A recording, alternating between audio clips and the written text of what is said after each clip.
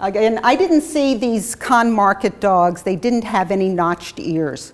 So I don't know if they were spayed and neutered. But this one, this female did have a notched ear in the Khan market, obviously spayed. And she was at one of the entrances to the Khan market. Again, crowds of people just walking by her, never bending down to say hello, never petting her, just, you know, part of the scene. Of course, that's not what Ralph would do, who, as I mentioned, had to pet every single dog. And what's interesting here is India is now, as it developed with its economy, having a pet dog, in our sense of a pet, a restricted pet dog that you feed pet food, dog food, is now rising in India. It's like they have business websites that say 26% growth in the pet industry, and Jane knows people who are going to open pet stores. It's not only that, they have pet therapy. I was reading about one person who has 100 clients a month on dog behavior problems. That's a lot of clients. And they have dog training schools. But still, for 80% of the dogs, they live a life like this. And this one, he's near 2 pet stores. Right at the entrance of the Khan market, that store at the end, and across from it, 2 pet stores right across from each other, selling Eukanuba and all the high-end pet food. That's where I went to buy treats. Of course, the dogs didn't know what the treats were. It was like, what's this? They didn't even want to take my great dog jerky treats. So we decided to play tourist, and we went down to Agra.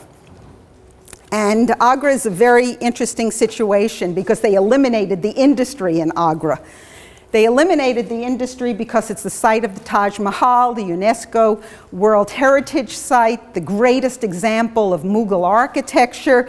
It was built as the mausoleum by the Emperor Shah Jahan in memory of his favorite wife, Mumtaz Mahal, and it is considered the greatest. Everyone says if you go to India, you have to see the Taj Mahal. So we took a day and went down by train to the Taj Mahal, and also the Red Fort. Now, we talked about Secunda Lodi. Secunda Lodi was the first of the sultans of Delhi to govern the country from Agra. They built this incredible fort system. And Agra was the second capital. And he died here, and then they buried him up in what became the Lodi Garden in 1517. And all this has been devastated. It was pillaged by the British. It used to have incredible tile work. Okay, so we have these 2 UNESCO World Heritage Sites. They've eliminated industry from Agra in order to eliminate pollution, right? No industry, so there's a lot of unemployment. The only employment would be in the tourist industry, people making rugs, people making little tile souvenirs to sell. But you still have food vendors. You have all the tourists coming in, lots of Indian tourists, lots of foreign tourists. And where you have food, you're going to have dogs. Because the dogs, in India, they have open garbage pits. They don't have big sanitation facilities. They'll take whole blocks, particularly in the slum, dump all the garbage there, and that's a great food source. Then you have the open food markets, like what we love to go to, the organic food markets all over California, the open air markets. Well, those are a source of food.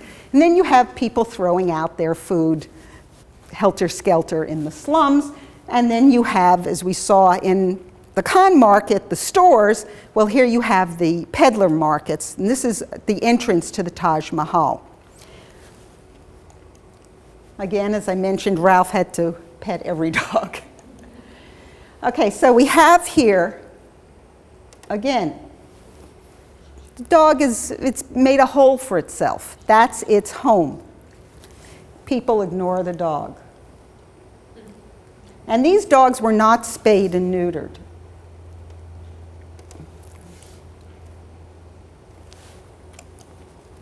Again, on the street. This is the end, there must be a quarter mile you have to go before you go to the Taj Mahal. And unlike the Lodi Garden dogs, you notice the condition of these dogs. These are your street dogs of India. Again, everywhere you go. I mean, it's...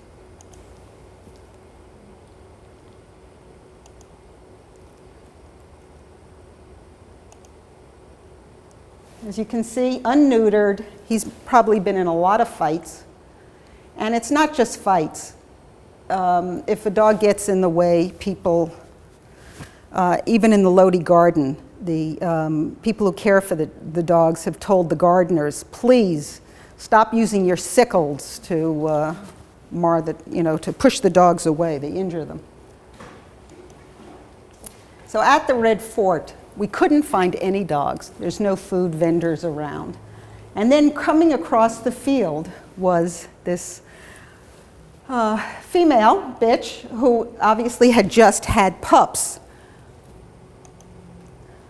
Skeletal.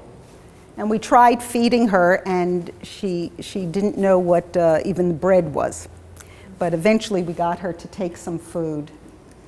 What most I'm concerned about is where they find water. She took some dirty water we saw her drinking from a septic.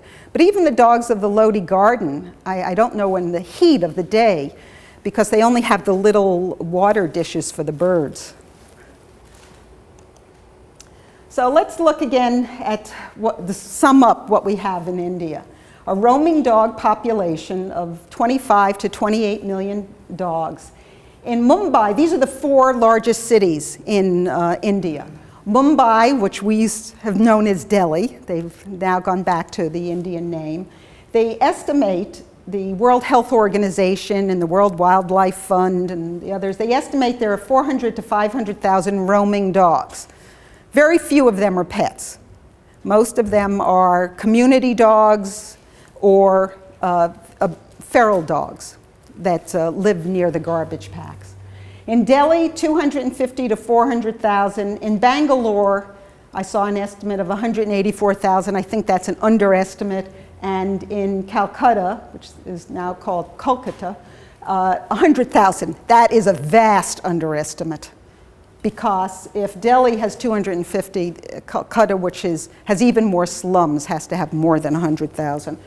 So that's, that's over 1 million. It's got to be an underestimate, because these are the vast cities, and the villages themselves couldn't have the rest of that 25 million.